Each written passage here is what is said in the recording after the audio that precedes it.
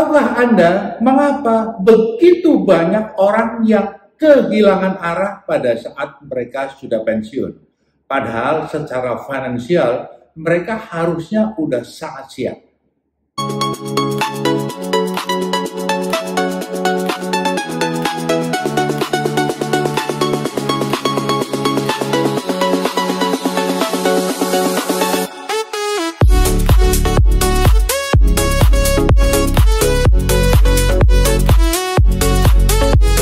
Masalahnya ternyata bukan hanya di uang, tetapi apa yang disebut suatu kebiasaan. Nah, pada buku yang saya baca ini, yaitu judulnya The Power of Habit, ditulis oleh Charles Duhigg, ini mengatakan hampir 40% aktivitas manusia setiap hari bukan merupakan keputusan sadar, tetapi sudah secara otomatis. Wow.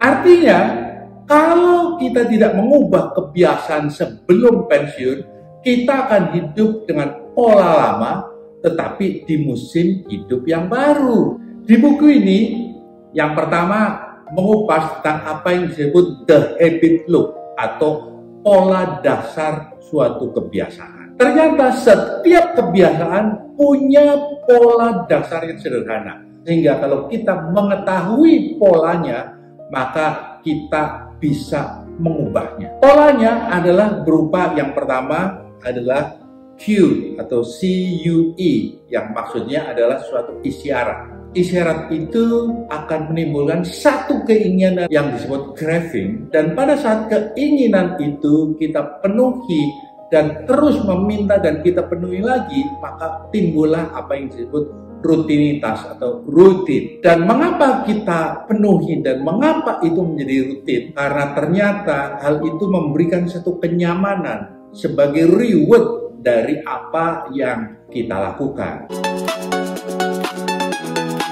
Sehingga bermula dari isyarat Q, terjadinya rutinitas, dan kita memerlukan reward dan dipenuhi secara terus-menerus, maka disitulah terbentuk suatu kebiasaan. Nah, pola ini dijalankan secara otomatis oleh otak kita. Tepatnya di bagian dalam pelipis kita secara simetris ada dua, kanan dan kiri, yang disebut sebagai basal ganglia. Semakin sering kita mengulangi, semakin kuat jalurnya. Dan otak tidak perlu lagi berpikir, tetapi langsung bergerak secara otomatis. Itulah kenapa suatu kebiasaan bisa menguasai hidup kita. Saya sendiri di dalam setiap konsultasi, sudah ratusan kali saya bertemu dengan orang yang berbeda. Suatu kebiasaan itu telah membentuk seseorang, seperti kebiasaan bohong. Secara tidak sadar, orang itu melakukan kebohongan yang satu, ditutupi kebohongan yang lain, terus, dan itu menjadi satu kebiasaan. Kebiasaan menunda, dan juga kebiasaan mengambil barang bukan milik kita. Misal ya, pada saat kita naik pesawat, dan waktu kita melihat selimutnya itu ternyata bagus, secara di luar kesadaran dimasukkan ke dalam tas. Demikian pula termasuk sendoknya atau piringnya atau apapun juga. Nah, itu adalah suatu kebiasaan. Hanya memberikan satu reward, kepuasan saja kalau kita lakukan hal itu, dan itu secara tidak sadar menjadi suatu kebiasaan. Hal lain adalah kebiasaan bermalas-malas. Ya, ini sering terjadi, dan juga saya secara unik juga pernah menemui ada beberapa kali adalah kebiasaan onani dan banyak kebiasaan-kebiasaan yang lain, dan ini semua adalah suatu kebiasaan yang saya sudah baca banyak sekali contoh-contohnya dan bagaimana proses dan juga memperbaiki di buku The Power of Habit ini. Berikut ini saya akan menceritakan true story tentang Lisa Allen yang digambarkan di buku ini. Duhigg bercerita bahwa Lisa Allen adalah seorang wanita 34 tahun yang hidupnya amat sangat berantakan. Dia itu merokok berlebihan makan berlebihan, terlilit hutang, dan baru saja dia itu bercerai. Suatu hari Lisa berlibur ke Mesir. Selama berlibur, Lisa menyadari bahwa begitu banyak kebiasaan-kebiasaan buruk yang sudah menguasai hidupnya, dan dia komit untuk merubah satu saja yang menjadi inti di dalam kehidupan dia, yaitu dia lakukan berhenti merokok. Dan keputusan itu ternyata menjadi suatu titik balik. Ketika Lisa berhenti merokok, Lisa mulai berolahraga. Dia berjalan, berlari, terus berlari, makan menjadi memilih lebih sehat, belajar menabung, dan dia mulai menemukan kepercayaan dirinya mulai naik. Dan semua hal yang dibentuk itu menjadi suatu kebiasaan baru Lisa yang telah mengubah seluruh hidupnya.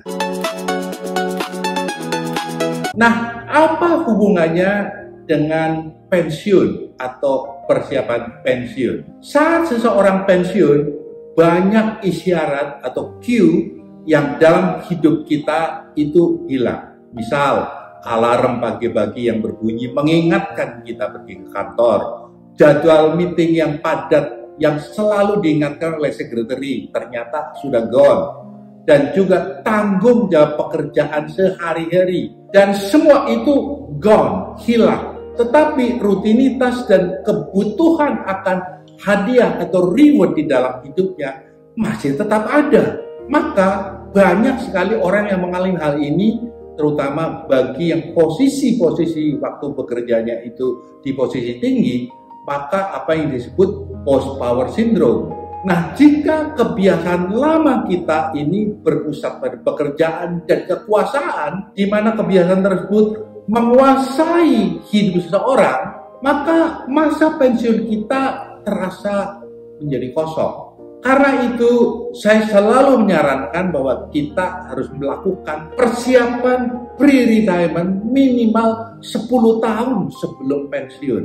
Ini waktu yang cukup ideal. Mulailah membangun kebiasaan-kebiasaan baru yang mendukung kesehatan, membentuk relasi, dan membentuk suatu konsep makna hidup yang membuat hidup kita menjadi lebih bermakna.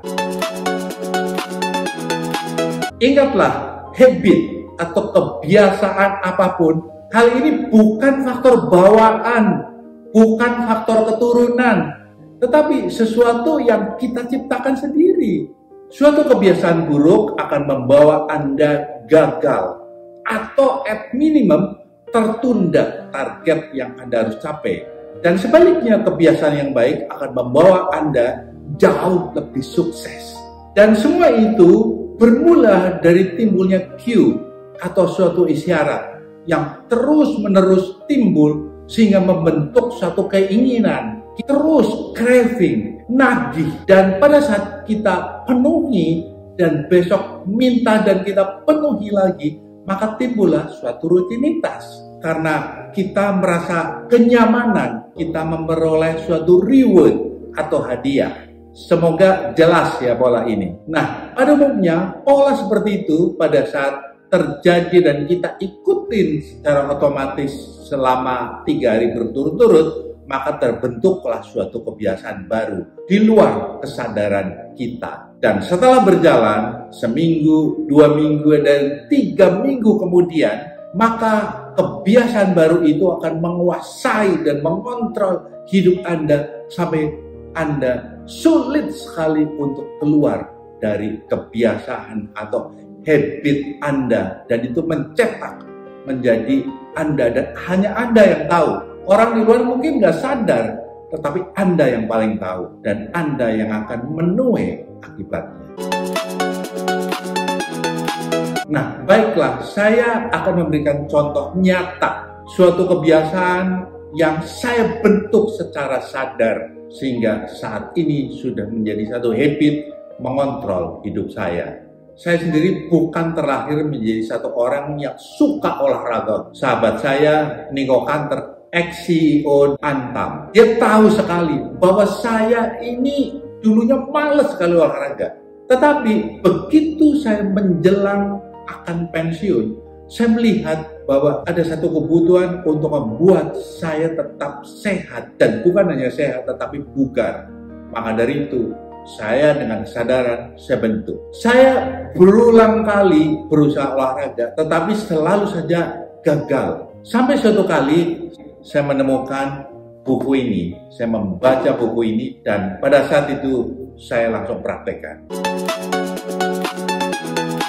Apa yang saya lakukan? Saya melihat apa cue-nya atau isyaratnya yang dapat mengingatkan saya untuk timbul keinginan untuk olahraga. Saya lihat ternyata sepatu olahraga saya. Oleh karena itu, saya tempatkan sepatu olahraga saya satu di dalam mobil, tetapi bukan disembunyikan di bagasi, di tempat yang saya kalau masuk ke mobil langsung bisa melihatnya. Dan satu lagi berada di pintu rumah yang begitu saya buka pintu langsung bisa melihat sepatu olahraga saya. Jadi saya ada di rumah, saya pergi selalu bisa olahraga dimanapun juga. Dan ternyata berhasil loh, karena the cue atau sesuatu yang mengingatkan saya, yaitu sepatu olahraga saya, itu selalu mudah untuk saya lihat. Dan keinginan olahraga itu saya selalu penuhi. Maka saya sekarang rutin berolahraga. 3 kali seminggu saya ke gym, dan 2 kali saya lari dengan target sekitar katakanlah 15-20 km per minggu. Sering kali saya sangat tidak sempat karena kesibukan, saya banyak mengajar, dan waktu sudah sampai ke rumah saya sudah malam. Walaupun sudah malam, saya teringat saya punya hutang dengan sepatu itu, maka saya langsung pakai. Walaupun sudah jam 7.30 malam, saya lari. Karena ini lari malam, maka saya juga pelan-pelan saja. Dalam waktu 1 jam, saya menempuh 6,27 km. Ya, lari, jalan dengan santai di komplek saya tinggal. Rutinitas itu terbentuk, dan reward itu saya peroleh karena saya bukan hanya sehat tetapi amat sangat fit. Nah, sahabat-sahabatku semua, kebiasaan apa selama ini yang telah menghambat kesuksesan Anda? Misal, apakah ada kebiasaan menunda atau suatu kebiasaan memulai sesuatu tapi tidak pernah diselesaikan, sehingga dalam hidup Anda terlalu banyak work in progress yang terus menumpuk, atau kebiasaan overthinking, terlalu banyak teori dan tidak berani memulainya. Itu suatu kebiasaan. Maka saya yakin Anda juga bisa mengubah, dan Anda juga bisa mengubah kebiasaan yang lama yang sudah mengontrol hidup Anda. Sekarang bisa diubah menjadi satu kebiasaan baru yang jauh lebih produktif untuk mengontrol, menguasai hidup Anda semuanya.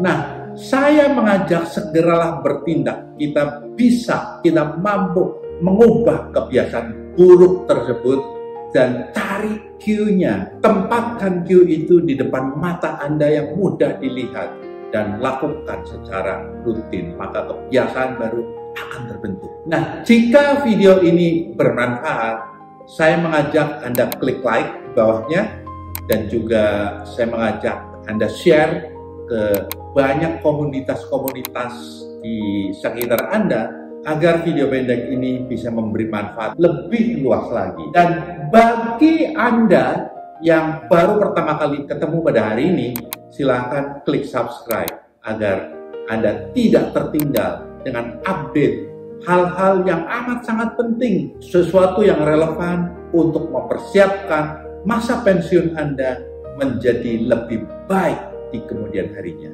Anda yang telah puluhan tahun sebagai karyawan tentu telah terbentuk sebagai habit karyawan, dan untuk mengubah menjadi kebiasaan baru yang produktif setelah pensiun ini sangat struggle. Saya menjumpai hal itu puluhan bahkan ratusan orang-orang kesulitan untuk itu.